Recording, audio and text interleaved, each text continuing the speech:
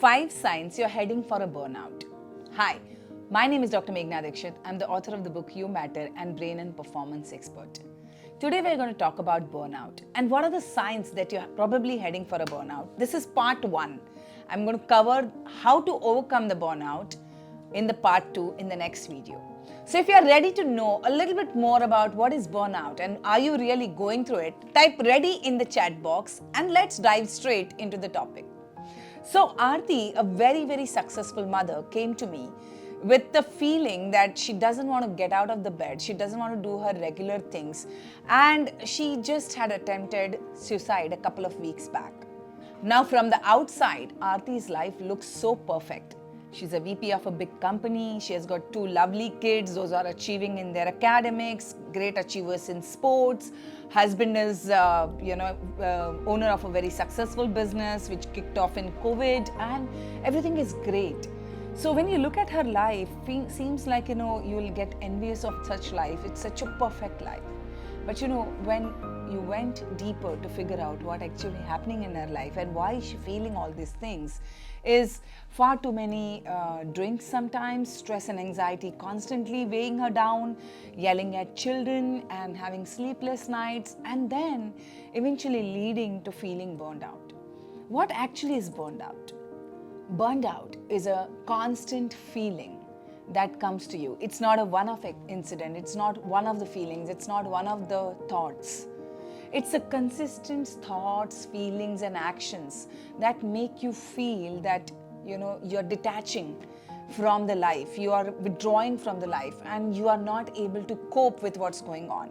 It's different from stress. Stress is one of an incident or maybe it comes and goes, but this is like dragging all through and through. And at the end of it, you start feeling that there is no ounce of energy left in you to do anything.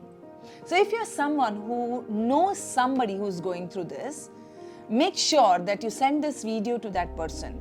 And if you're someone going through this, comment and tell me that I am that person. Tell me I am that person. Because you know what, this is a very big problem in today's world. Not able to do your regular duties because you're burned out.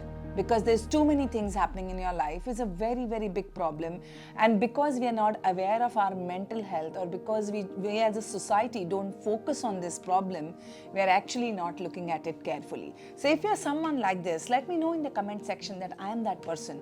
I'm going to cover a lot of stuff in the part 1 and part 2 of this video where you will be able to figure out which exactly is your sign, what exactly is going on in your life, and from there how to overcome these challenges. Of course, these videos are not the substitute to your any mental health practitioner that you're going through, or my recommendation always is finding a right person, a coach or a therapist who can actually navigate you through these feelings, because I get these constant messages on the YouTube or sometimes on Instagram where you are looking for quick fixes.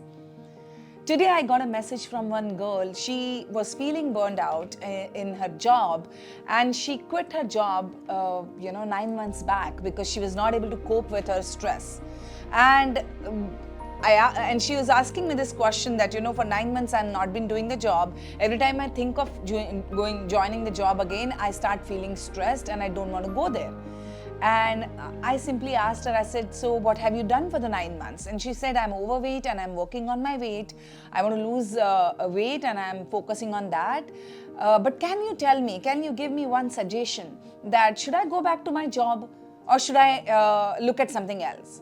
Now, I have never met this girl. I have never interacted with her. I'm fortunate to receive messages from all of you that tells me that you trust in my judgment, trust in my advice, trust in my suggestions. But I want to tell you something. If you're someone like this girl, my one simple suggestion to all of you is, don't look for shortcuts for the big life-affirming decisions. Your life depends on decisions like this. Even if you don't understand whether these small, you may be looking at it as, it's one of a phase or it may be happening, but the consequences of what's happening in your life right now may have bigger repercussions that you're not noticing. Every moment of the decision that you're making, and that decision is creating your destiny.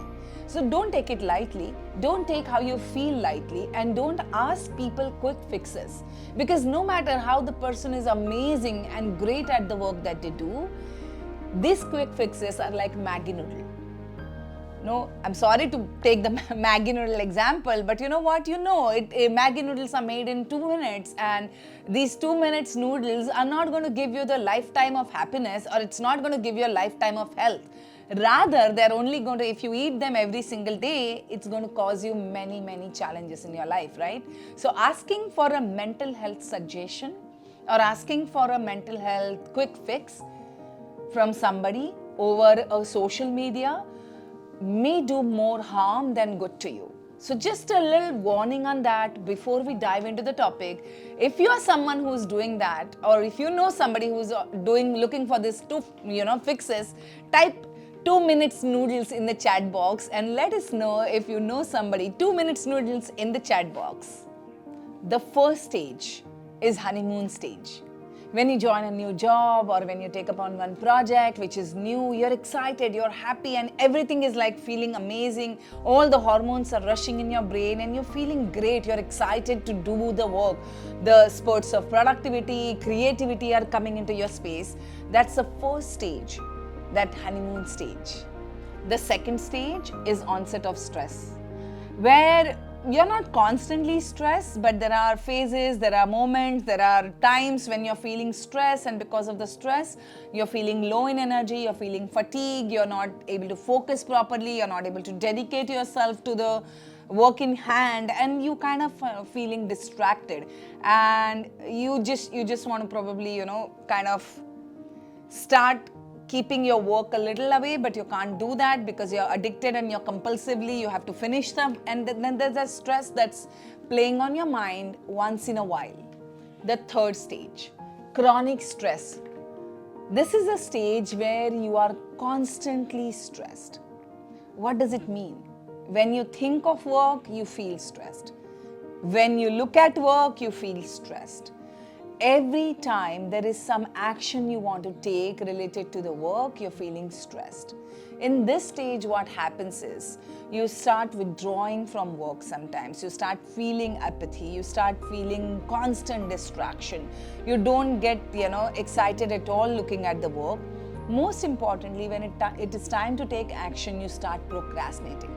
In this stage, you start feeling all the symptoms of as if a tiger is chasing you, that it's not time to sit, it's not time to stay still, it's not time to eat, it's not time to breathe, but it's time to run because the tiger is chasing you, and your pupils will be dilated, you're feeling parched, you're feeling, whenever you feel hungry, you want to indulge into sugary or salty food to make you feel better.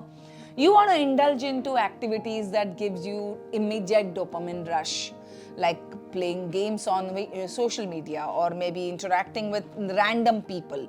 Socially, having a conversation with the person whom you know becomes a burden.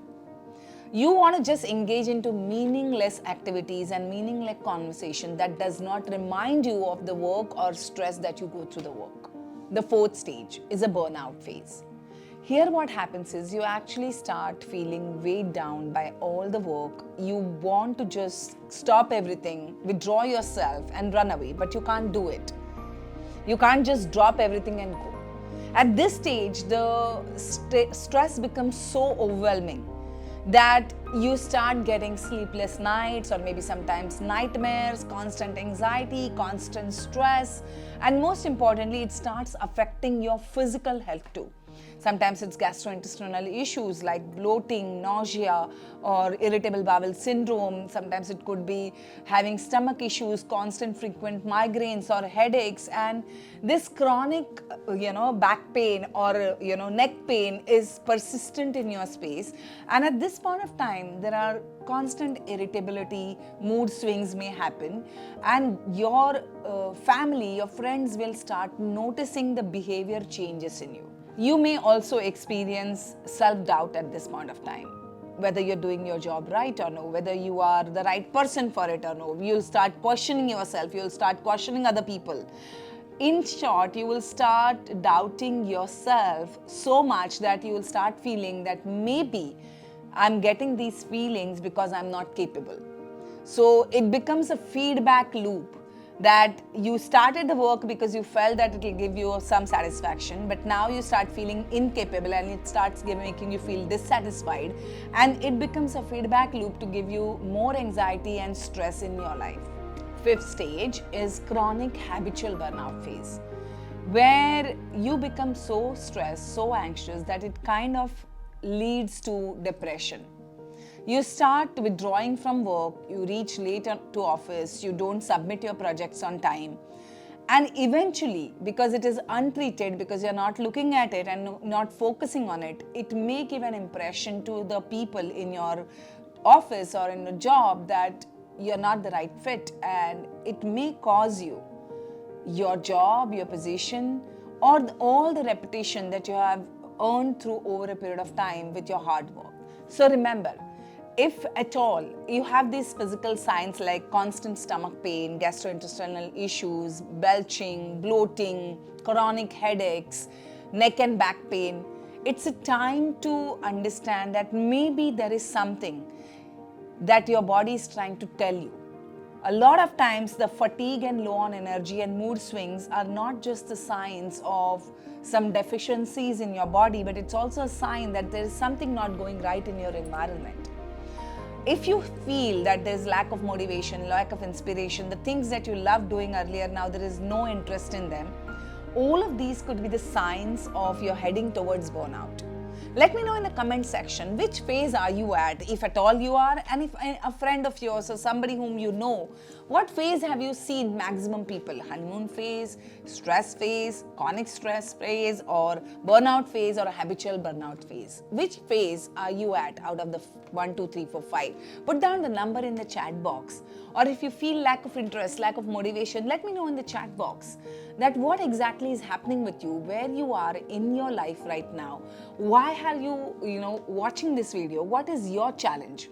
Is there something that I missed out to point out, and is there something that you are experiencing you would like to tell me at this point of time, that this may be the sign that you're feeling lack of interest or lack of motivation or apathy from the things that you're doing? This can happen to anybody. Let me know in the comment section. Over the last 25 years, I've worked with CEOs, C-suite executives, moms and dads, and business owners, and I have seen people generally going through a lot of anxiety and stress when they go through the burnout. And most of the times it's undiagnosed, it's untreated. And when people around you do not know about this, they just make a fleeting comment that you are throwing a tantrum. And you yourself start believing that this is not serious and it's a phase and it can be worked out. Like, I know a business owner, for 13 years he said that he was fooling himself that this is just a phase. He and his wife were going through terrible marital issues. They have 3 children and his business was not working. And he was trying to fix it by telling himself that it's just a phase. It's only when he started digging deeper, he started realizing the consequences of he thinking that it's just a phase has led him to reach this stage of, breakdown at home, breakdown in the business. And eventually when he started working on himself, it all started falling in place. So my sincere request is, don't take this, really lightly. Don't take this casually. It's a serious problem and you need to treat it. Now, you may have gone through therapists or coaches, those who tried to work with and you didn't get the results, and you may be feeling there has to be a better way. So I just want to tell you, yes, there's a better way. And if you would like to get over this, I invite you on one of the workshops. The link is in the comment section. You can sign up for the workshop, attend it. It's completely free for you because you stayed here till the last minute of this video. And I want to get the benefit of this so that you start understanding how your brain functions and how your brain is creating those situations for you and those challenges for you that's causing you to get into the burnout. See you soon.